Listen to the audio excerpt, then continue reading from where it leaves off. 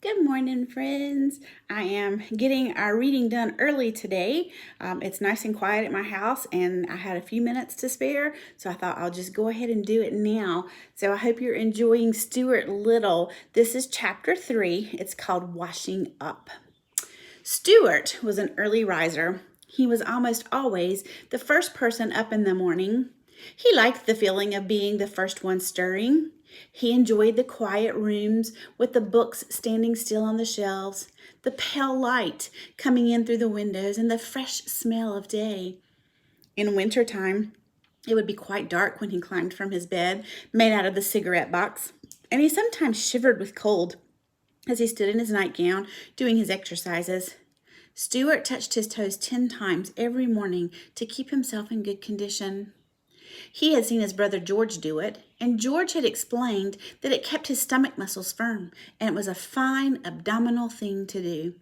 That makes me think of the picture yesterday. I think that picture was what we saw them doing, some toe touches. Do you like getting up early in the morning, or do you like to sleep in? I like to get up early too. I'm kind of like Stuart.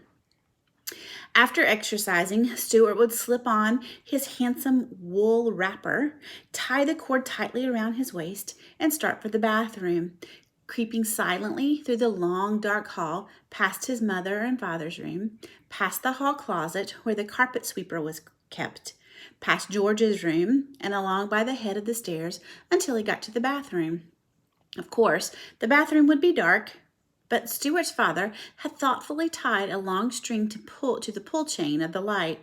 The string reached clear to the floor. By grasping it as high up as he could and throwing his whole weight on it, Stuart was able to turn on the light. Swinging on the string this way, with his long bathrobe trailing around his ankles, he looked like a little old friar pulling the bell rope in an abbey. Oh, look.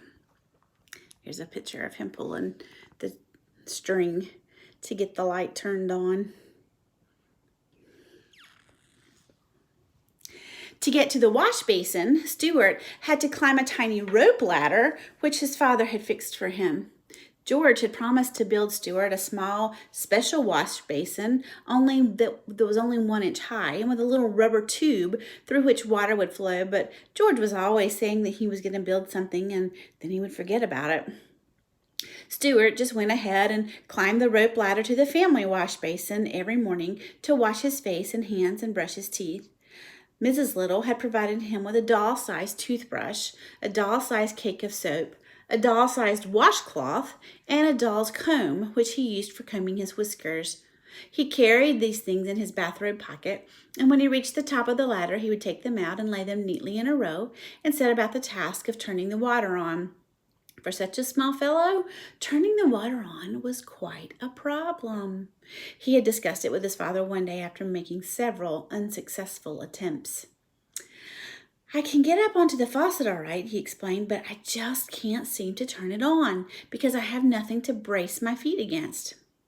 "Yes, I know," his father replied. "That's the whole trouble." George, who always listened to conversations when he could, said that in his opinion they ought to construct a brace for Stuart. And with that, he got out some boards and a saw and a hammer, a screwdriver, a bradawl, and some nails, and he started to make a terrific fuss in the bathroom, building what he said was going to be a brace for Stuart. But he soon became interested in something else and disappeared, leaving all the tools lying around all over the bathroom floor. Stuart, after examining this mess, turned to his father again. "Maybe I could just pound the faucet with something and turn it on that way," he said. So Stuart's father provided him with a very small, very light hammer that was made out of wood, and Stuart found that by swinging it 3 times around his head and letting it come down with a crash against the handle of the faucet, he could start a very thin stream of water flowing, just enough to brush his teeth in and to moisten his washcloth.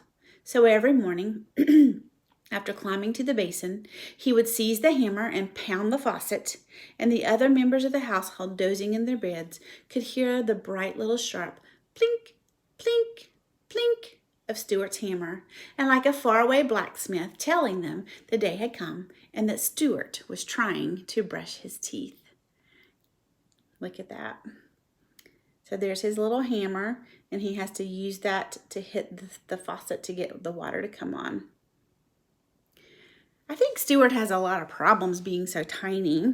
And I wonder, this makes me kind of wonder what else is going to happen to him because he's so tiny.